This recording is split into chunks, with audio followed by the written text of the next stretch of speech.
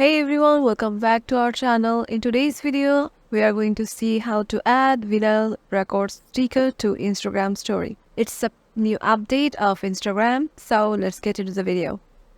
Once you're in your account, head over to your story section or the place where you are about to post your story. Then click on a picture that you are gonna use for story.